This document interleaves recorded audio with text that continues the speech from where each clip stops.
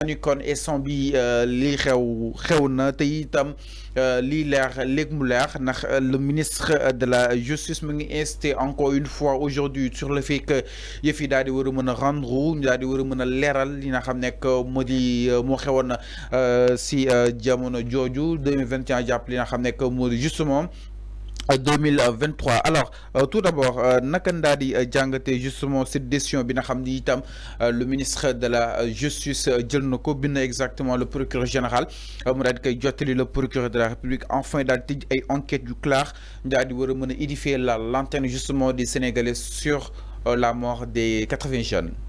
Oui, d'abord maa ngi nuyu Jacqueline Tourpé di nuyu aussi Sonko Aliou et Moussa Samb ñu ngi leen di ziar.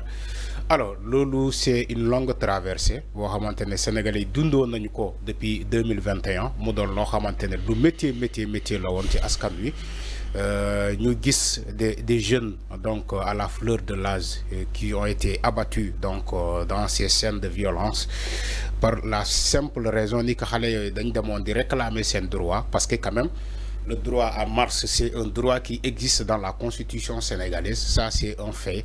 Et Benan Bissitop, moi aussi, la jeunesse sénégalaise voulait réclamer la libération de ce pays, donc qui était englouti par des gens qui ont assoiffés d'un troisième mandat. C'est, je crois, non la demeure.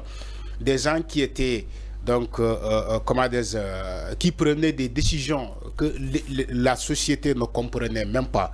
Donc xale yi jàpp ni que il faut donc c'est une nécessité aussi de sortir et de manifester donc ci moment yooyu et aussi ñu rax ci loo xamante ne ils ont voulu faire à un opposant Ousmane Sonko bëggoon ko teg donc beneen affaire boo xamante ne parce que il avait simplement donc le droit de s'opposer au régime qui était là Macky Sall.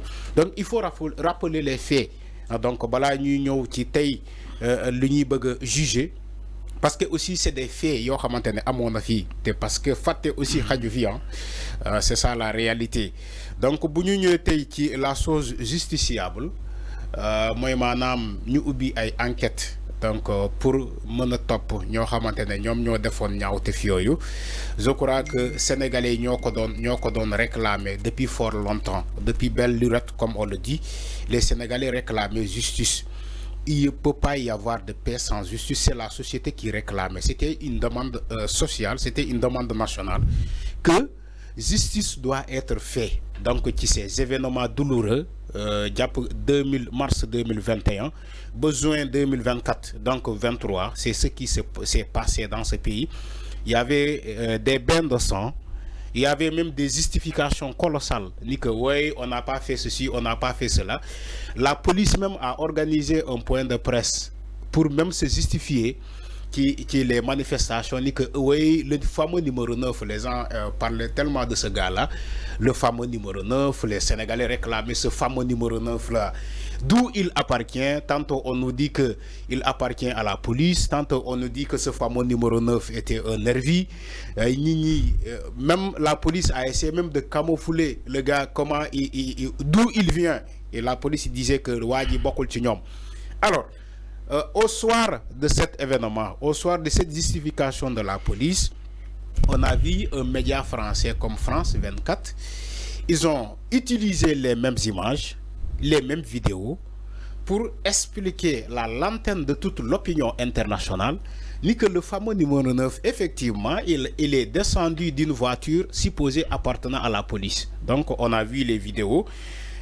La réalité, il faut parler de la réalité. La réalité, moi, le gars il a été filmé avec des téléphones de la société. Moi, des Sénégalais qui ont pris le soin de prendre leur téléphone et de filmer les événements. C'est pas la police qui a braqué, même s'il y avait des caméras partout dans la rue, mais les images qui circulaient dans les réseaux sociaux, il faut le dire encore une fois, moi, les Sénégalais, nous avons une caméra, un téléphone, de filmer donc ces événements-là. Muno génné ay images yo xamantene sénégalais yoruñu ko. C'est ça le premier problème. Il s'est trouvé que la population même avait les images parce que ñom ñoy taxaw ci sen balcon di filmer ces scènes de violence. Donc je crois que pour police voilà la justice mën a def enquête dafay yombo parce que tout est dans l'internet. Tout est dans l'internet. Donc aujourd'hui, si le procureur près de la cour d'appel de Dakar suivi donc du procureur général Ibrahim Ndoye et aussi le ministre de la Justice Ousmane Diagne, s'il décide aujourd'hui d'ouvrir une enquête concernant ces phénomènes de mars 2021 juin 2023, je crois que nous avons un problème pour am lu len leer parce que état xamna ñom xamnañu bala ñuy accéder au pouvoir. Mais Jean-Michel Sène, qui est aujourd'hui le ministre de l'Intérieur, mais il était là-bas comme ministre de l'Intérieur. Qui le dossier Adji Sarr, je crois affaire bi ci dossier Adji Sarr bi la tambalé. Jean-Baptiste, je parle de Jean-Baptiste. Mais Jean-Baptiste, quand le dossier a démarré, c'est lui qui était comme ministre de l'Intérieur. Le gars qui est au niveau de l'OFNAC aujourd'hui, Serigne Bassirou Gueye, c'est lui qui était le procureur. Donc, ñom ba légui ñu ngi ci état. Ils savent qu'est-ce qui s'est passé. Le gars qui était là comme ministre de l'Intérieur, Jean-Baptiste, il est aujourd'hui reconduit à ce même ministère. Serigne Bassirou Gueye, il est au niveau de l'OFNAC. Il sait comment les événements là ont commencé. Comment les gens ont tué des Sénégalais dans ce pays. Le haut commandement de la gendarmerie, Moussa Fall, il est là, Demoulfen. Le haut commandement aussi de la police nationale, YAG, il est là, Demoulfen. Même si ils ont été remplacés tout simplement, mais ils sont là. Donc, état lumu bëgg xam da koy xam. S'ils décident aujourd'hui, je crois qu'ils sont dans ça. Ñu ngi ci dossier bi, ñu ngi ouvrir ay enquêtes. Légui éléments yi jeex parce que ñakul ni que on a des informations ni que dossier bi danaka yamb na, danaka paré na. Ils vont procéder à des auditions, ils vont procéder à des arrestations, peut-être qu'ils vont suivre après les auditions. Mais ce qui veut dire que dossier bi amna liguey bu am solo bu ñu liguey ci dossier bobu. C'est vrai que les gens dañ doon tok di mbubo di lakatu ginaaw la loi d'amnistie di dit que ouais loi d'amnistie mo ñew way protéger ces gens-là, loi d'amnistie tank baangi fi, loi bi tank baangi fi duñu convoquer kenn, duñu convoquer nit, duñu japp nit. Des députés même de Benno Bokk Yaakaar le disaient à l'Assemblée nationale, les Aïssata Tall Sall, tout ça. Pour ñom ñi defoon ñaawte fi ils ont été couverts par la loi d'amnistie alors que ñom xamuñu ni que duma né sax xamuñu parce que xam nañu ñom ñi défaron loi bi même Aïssata Tall Sall qui était garde des Sceaux mom xam na ni loi d'amnistie bi la loi ne couvre pas des faits de barbarie, des actes contre comment de traitement inhumain, donc des crimes contre l'humanité. La loi d'amnistie ne couvre pas ces crimes-là. Contrairement ou bien selon les dispositifs de la convention internationale qui a été ratifiée par ce pays, ni que cette loi-là ne peut pas couvrir ces crimes-là. Nous avons am information parce que ce sont eux qui ont défendu donc cette loi d'amnistie. Je parle de Aïssata Tall Sall ak ay ñoñam xam nañu baax li may wax. Alors suñu taxawé té di vouloir jéem a manipuler sénégalais di naan way tant que loi baa ngi fii way duñu top duñu japp ñoo xamantene ñoo defoon ñaawteef boobu ñoom ñoo rayoon xale yi. Donc lolu c'est de la poudre aux yeux.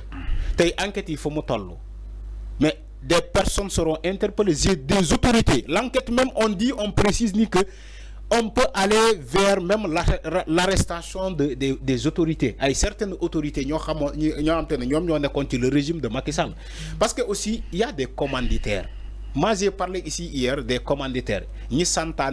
Parce que quand on dit, ouais, la police, la gendarmerie étaient dans le maintien de l'ordre, effectivement. Mais nous avons des ordres. Quand on a des ordres, mais je crois que lolu mo jaral laaj. Alors mi non exactement par rapport à li nga xamné que modi justement ce dossier bi nga xamni tam relancé nañ ko par rapport ak justement ces 80 morts. Donc nak le ministre de la justice jox na benn injonction ki nga xamné que modi le procureur général Fousseyni saisir exactement le procureur de la République ki nga xamné que modi Ibrahima Ndoye du ñak ni ci diction yu tay inshallah. Alors ñu da déssé ci ba tay du côté de la régie li tam moy kaw ñom